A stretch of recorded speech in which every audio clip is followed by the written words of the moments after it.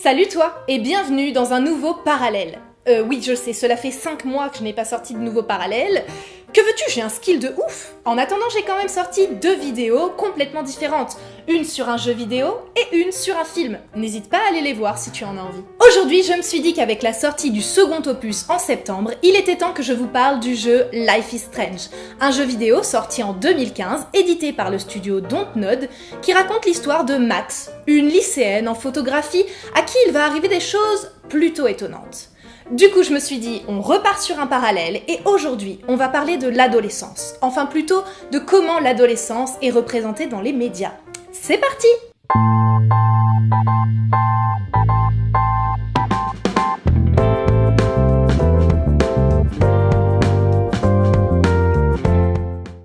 Alors déjà, mettons les choses au point.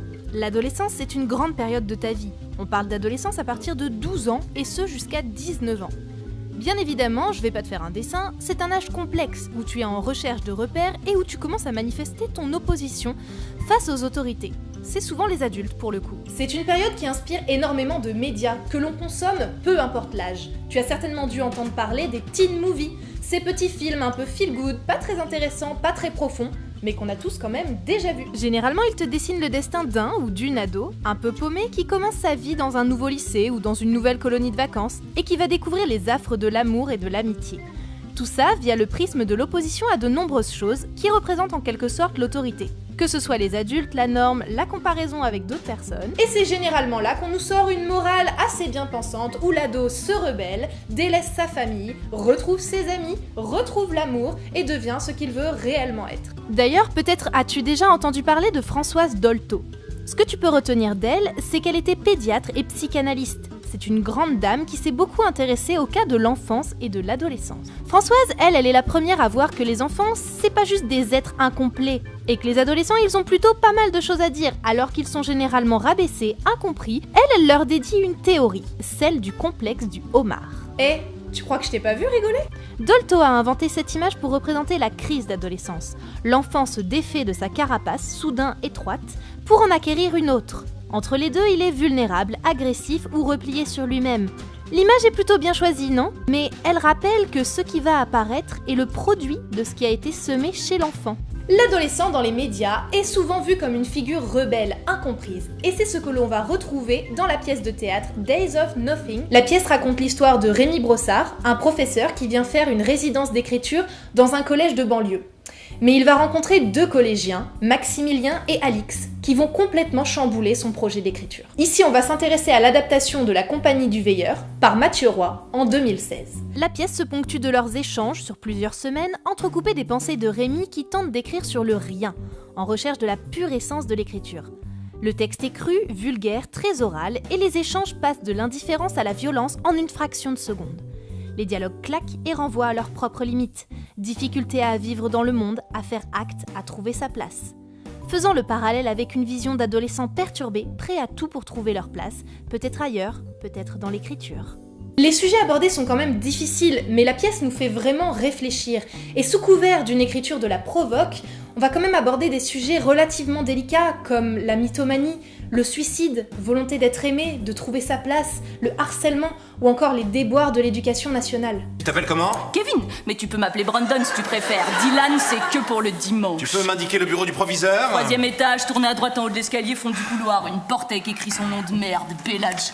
Tu sais lire ou faut que je t'accompagne ? Tu n'as pas peur que j'aille lui dire ce que je pense de toi ? J'attends que ça. Pourquoi ? Les pions, c'est moi qui les place sur les chiquiers. Je ne suis pas pion. T'es quoi si t'es pas pion ? T'es pas prof ? Je peux pas croire qu'un prof pionce comme une merde dans une classe. Sauf si t'es aux antidépresseurs, là tout s'explique, mais va faire ta déprime ailleurs, nounours, tu fais pitié. Je te la paye, moi, ta cœur de sommeil. Je suis auteur. Auteur, quoi, auteur ? Auteur, écrivain. J'écris des livres. Des livres. Tu sais ces objets en papier sur les pages desquels sont inscrits des caractères qui permettent de construire des mots, puis des phrases. C'est bon, je sais ce que c'est qu'un livre. C'est ça, et ma sœur c'est la Joconde ? Ah non, c'est la mienne. La scénographie de la pièce s'apparente plus à un ring de boxe qu'à une salle de classe où les personnages se combattent verbalement, se frôlent, se craignent et s'attachent. Dans cet aquarium géant, tandis que des projections vidéo et effets sonores animent la vie du collège, succédera au jeune garçon révolté celle qui affirme avoir été son amoureuse et amènera tant bien que mal Rémi dans son délire. Hélène Chevalier, qui joue les 2 enfants tour à tour, Maximilien et Alix, m'a confié qu'elle aimait profondément jouer les deux, et ce pour des raisons différentes. Maximilien car il a ce côté inquiétante étrangeté tout en maniant la provocation, l'agressivité, ainsi qu'une grande facette cultivée. Alix car elle est une bombe à retardement, qu'elle est complètement déréalisée et joue énormément sur ce côté femme-enfant, tout en ayant un petit côté lèche-botte très agréable à jouer. Les deux personnages lui ont valu un travail considérable pendant les 3 semaines intensives de création qu'il a fallu pour créer Days of Nothing. De plus, Mathieu Roy a réussi à représenter des archétypes d'adolescents qui ne sont pas clichés, mais qui sont aussi complexes qu'attachants. Ce qui fait que cette mise en scène est à la fois très forte et très touchante. Bien sûr, même si les sujets sont délicats, ça ne nous empêche pas de passer un très bon moment. L'écriture est fluide, incisive, les échanges se font et se défont, et comme Rémi, on n'a pas de répit. En tout cas, je trouve que c'est une pièce qui parle de manière originale de l'adolescence et qui met en lumière certains sujets complexes et qui ne fantasme pas cette période. Parce qu'on va pas se mentir, l'adolescence c'est pas toujours très rose. D'autres pièces de théâtre traitent avec brio le sujet de l'adolescence, un âge complexe mais qui est une grande source d'inspiration pour de nombreux auteurs. On peut d'ailleurs voir leurs influences dans de nombreux animés. Oui, nous allons rentrer dans le monde des mangas.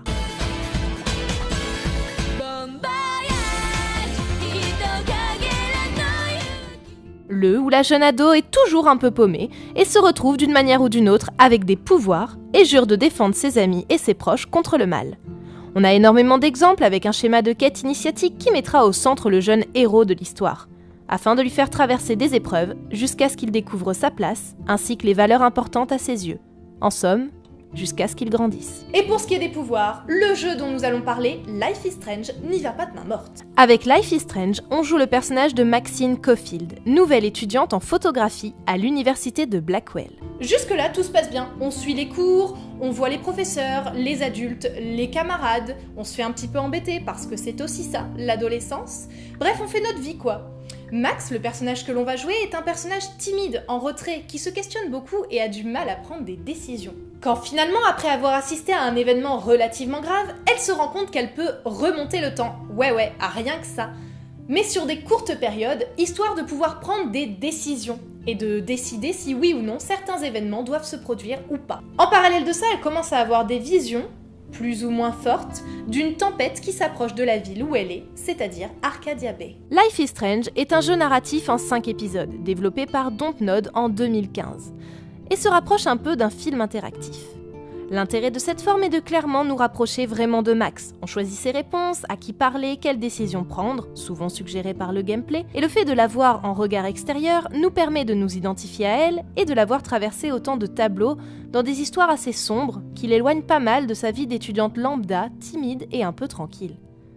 Le jeu nous dresse un portrait de l'adolescence que j'ai trouvé assez juste. Il résume un peu la morosité de la fac, les oppositions que l'on peut avoir avec les adultes, les compétitions avec les autres étudiants, les coups de cœur, l'amitié, et traite aussi de manière subtile de sujets délicats que l'on peut vivre à l'adolescence. Des sujets comme la sexualité, le deuil, le cyberharcèlement, la manipulation ou encore le suicide. Et dans tout ça, la capacité qu'a Max à remonter le temps est une belle métaphore. C'est une façon originale de sous-entendre qu'il faut prendre du recul avant de prendre des décisions, ne pas se précipiter et suivre ses convictions. Certaines fois, les choix peuvent nous sembler un peu faux. On a peut-être un petit peu l'impression d'être guidé par le gameplay qui veut nous emmener dans telle ou telle direction. La mécanique de jeu nous permet aussi de choisir les bons mots, les bonnes actions, qui peuvent être vues comme des tentatives de communication, relativement dures à l'âge de l'adolescence. Max n'est pas une héroïne, c'est juste une ado comme les autres qui se retrouve un jour avec des pouvoirs qu'elle doit contrôler en aidant les autres et elle-même. Que ce soit dans des jeux de survie avec Clementine de Walking Dead, des simulateurs d'MSN avec Emily dans Emily is Away, en passant par des quêtes initiatiques qui voient l'enfant entreprendre un voyage pour retrouver le droit chemin, les adolescents sont très présents dans le monde du jeu vidéo. Life is Strange nous parle d'adolescence d'une manière intelligente et subtile. Une période fluctuante où tout peut basculer sur un geste, un mot ou une action. Sauf que dans la vraie vie, on n'a pas vraiment l'occasion de revenir en arrière.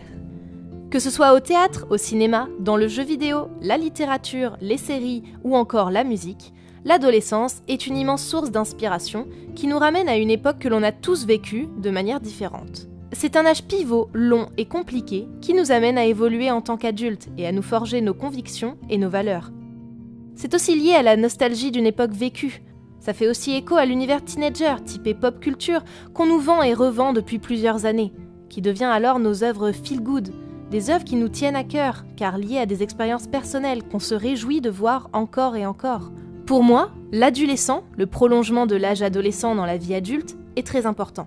Même si le terme est souvent utilisé de manière péjorative, être adulte, ce n'est surtout pas perdre ce qui nous émerveille, nos rêveries ou nos envies. Pour moi, le fossé ado-adulte est tellement difficile à aborder qu'être adolescent devient une véritable porte de sortie de la vie adulte qui parfois peut se montrer trop austère ou trop remplie de normes. Sur cette note un peu nostalgique, j'espère que cet épisode de Parallèle vous aura plu. Vous trouverez dans la barre d'infos la captation intégrale et en bonne qualité de Days of Nothing.